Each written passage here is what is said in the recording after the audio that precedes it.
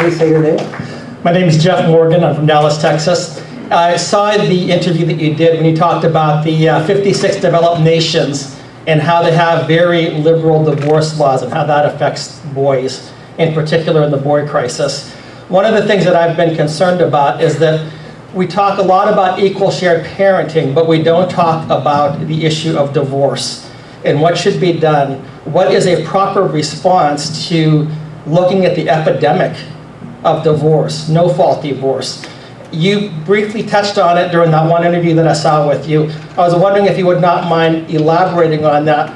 What should we be doing? Is the divorce culture too easy right now in America? Should we be seeking to address change there as well if we want to be consistent with our position? Thank you. Absolutely. And say your name again, too. Jeff Morgan. Jeff, that's the same thing you said a minute ago.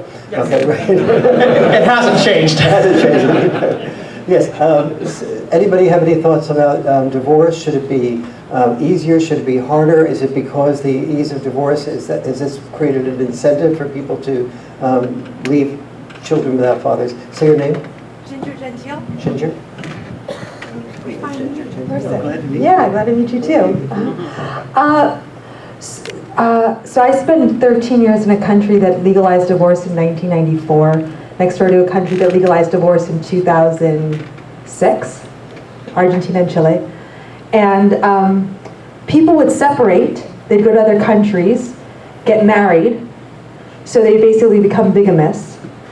And I think one thing is to encourage people to stay together or to coach people, which isn't happening right now in sex ed, how to find a mate, how to find a partner, how to date, what red flags are, which is something that I see that people get into these relationships and they don't really know what they're getting into. They check about, oh, we like the same music, but are you compatible? Are you a good person? But forcing people to stay together, having lived in countries where it was illegal to get divorced, people still separated. And they were just legally separated, not divorced. So I often wonder what the laws do in personal decisions. So it's more of a question, but I've seen it, and it didn't prevent people from not breaking up. Yes. Good. Excellent contribution. You had your hand raised in relation to Jeff's question. Yes, my name is Eyal Rosenstock, and I feel that sometimes divorce is indicated if there's abuse in the relationship and people are discouraged from divorcing, but that is actually not in the best interest of the children if they are witnessing intimate partner violence. So it should be, I understand Jeff Morgan's concern, but I feel sometimes it's probably better for the children if that divorce is, or if that marriage is dissolved. Can I further ask a question then? Should the children have any rights of protest? No. Should the children have rights of protest was Jeff's question. Study after study has shown the devastation that happens to children of divorce. Judith Wallerstein's book, the 25-year study, The Unexpected Legacy of Divorce. More recently, Layla Miller, Primal Loss, the now adult children of divorce speak out. The children of divorce are not doing well. We're being lied to. They're being forced into silence. The idea that kids are resilient, kids will be happy if their parents are happy, is a myth and it's a lie. Children feel many times they have no ability to impact, to stop something that is going to impact their lives. This is not something that happens, it's a little minor speed bump and then a year or two later everything's fine. This is a 10, 20, 30 year different impact. Sometimes they never come over it. So that's why I talk about the issue of divorce. I've not said all divorce, but the idea of, say, no-fault unilateral divorce in particular, and things along those lines. Thank you. Thank you, Jay. Okay, some thoughts on that. Here's the complexity of it. I was mentioning that in all 56 developed nations, there's permission for divorce. What happens is that once you're not so preoccupied with survival, you want to have choice. You want to have an opportunity to live a life that's as fulfilling as you can live. And so you get involved, so you get married, and then you're maybe married at 18, 22, 25, and you start outgrowing each other and you don't communicate effectively, and you feel like you just can't live in this minimum security prison marriage anymore. or you feel legally married but psychologically divorced, and you don't want to live your life that way. And so these are freedoms that people never had. So basically, capitalism created freedom in most of the developed nations, but the freedom allowed the freedom to be able to divorce and have single mothers be single parents.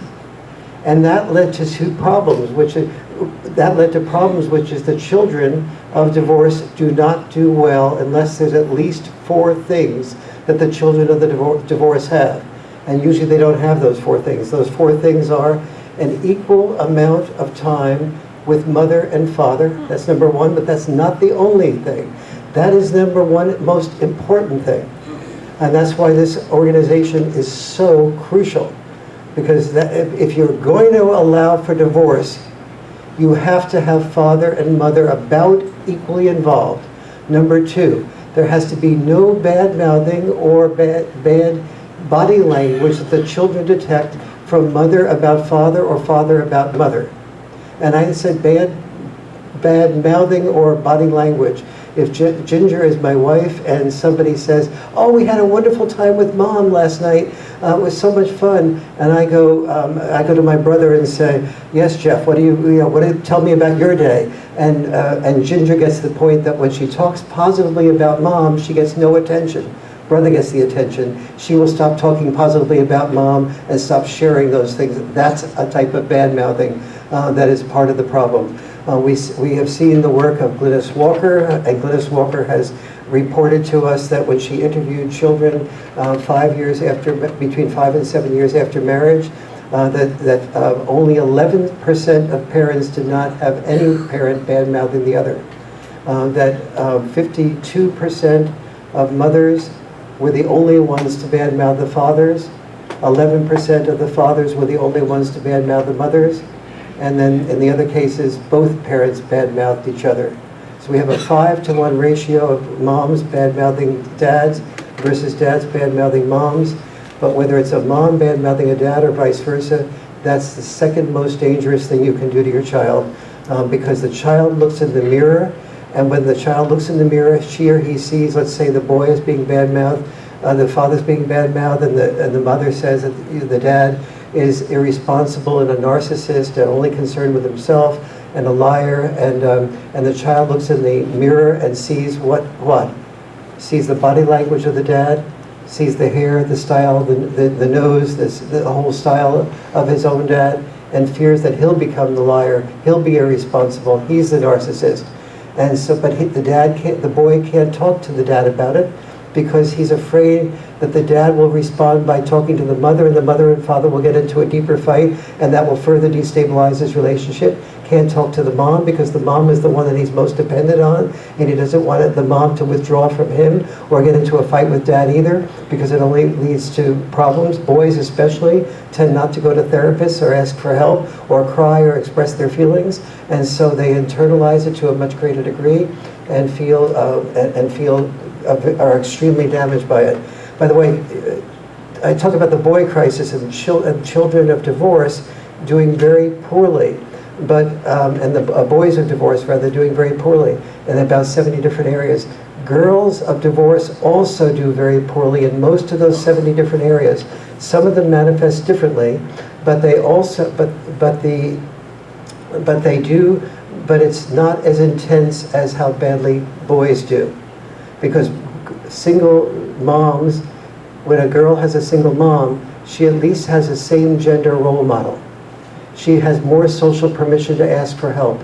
She has more social permission to cry. She has more social permission to express her feelings.